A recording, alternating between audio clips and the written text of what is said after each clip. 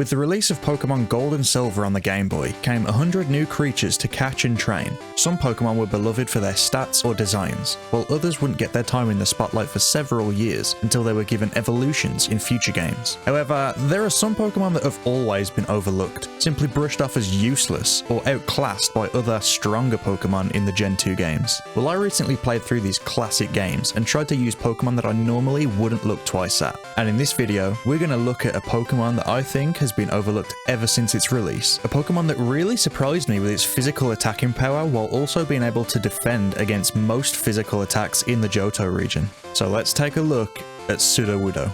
To some, Sudowoodo is nothing more than a roadblock that serves no purpose other than to open a pathway for the player once they've received a certain item, a similar role to the one that Snorlax played in the previous games. But I think Sudowoodo has a lot more to offer than some people give it credit for. If we take a look at its base stats, you can see that Sudowoodo is clearly designed to fill a physical role on your team. With a base 100 physical attack stat and 115 physical defense, it's a rock-type Pokemon that's able to deal some big damage while taking a lot of physical hits. And you'll be taking a hit almost every time you try an attack thanks to its base 30 speed. Looking at its special attack and defense, it's clear that special moves in general don't mix very well with Sudowoodo. And since this is a Generation 2 Pokemon game, physical and special moves work a little bit differently than they do now. You see, in the modern Pokemon games, each move has a damage category which determines if the move is physical or special. For example, Thunder Punch is a physical electric type move, and Hyper Beam is a special normal type move. This change was implemented into the games from Diamond and Pearl onwards, so unfortunately the damage categories work slightly different for generations 1, 2 and 3. In these early Pokemon games, the damage category was actually tied to the type of the move itself, meaning that an entire type would either be physical or special. By looking at this chart from Bulbapedia, we can see the categories of every type in the game. So if we take the example from earlier of Thunder Punch and Hyper Beam, we can see that the damage categories for these moves are actually completely different to what you may be used to. Now, why am I explaining all of this in a video that's supposed to be about Sudowoodo? Well, it's all because of some of the moves that Sudowoodo can learn. So let's take a look at those.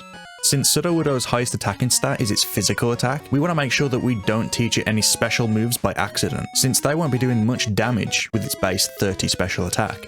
When caught, Sudowoodo will know Rock Throw, Mimic, Flail, and Low Kick. Not too bad. I find that Rock Throw and Low Kick are the best moves to use at this stage, since a stab rock type move is going to deal a lot of damage at this point in the game, and Low Kick will provide super effective damage against all of the normal type Pokemon that you'll see around the Johto region. Too bad you can't catch Sudowoodo before the 3rd gym, right? Now, as soon as you catch it, you can already teach Sudowoodo a wide range of moves. The TM for Dig is found in the National Park just before you battle Sudowoodo, and although Dig's base power was decreased from 100 in Generation 1 down to 60 in this game, it's still a good move to have if you're fighting against any poison types. You can teach it Headbutt by using the TM that you get in Ilex Forest, or if you've already used it, you can just buy them from the Goldenrod department store. Headbutt will give you a high power, normal type move that can deal consistent damage with 100% accuracy.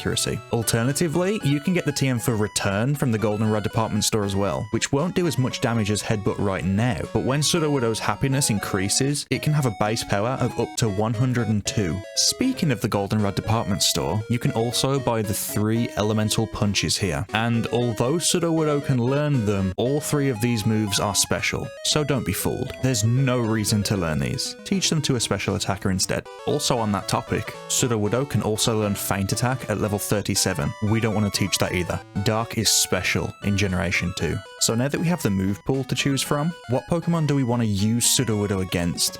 Providing you have the right types of attacks, Sudowoodo can deal super effective damage against a fair amount of Pokemon in the Johto region. For example, if your Sudowoodo knows a rock, ground, and fighting type move, it'll be able to inflict super effective damage against most of the Pokemon used by the rival, Jasmine's team, Price's entire gym, most of Team Rocket's Pokemon, and even Elite Four members like Will and Koga.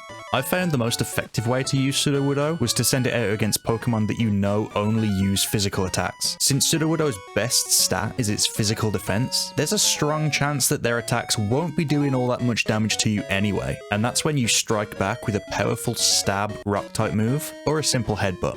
One thing to be on the lookout for though is any Pokemon that have high special attack stats. Since Sudowoodo's special defense isn't as high as its physical defense, you'll take more damage from special attacks. So in those situations, it's okay to swap out to a more suited Pokemon for the task. But overall, I'm really happy that I used a Sudowoodo, and I'm pleasantly surprised at how strong it is.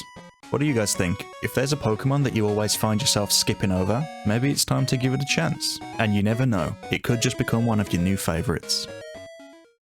So this is only the second video that I've posted, and I've already noticed a trend here. I seem to really like slow physical attacking Pokemon. I even have a third Pokemon in mind for the next video that I was using alongside Sudowoodo in this game, and that's also a slow physical attacker. So if you guys have any suggestions of Pokemon that you think are overlooked a lot, you can drop them in the comments below and we'll have a discussion about them, or maybe I'll just make a video about them. And that's all from me, so thanks for watching.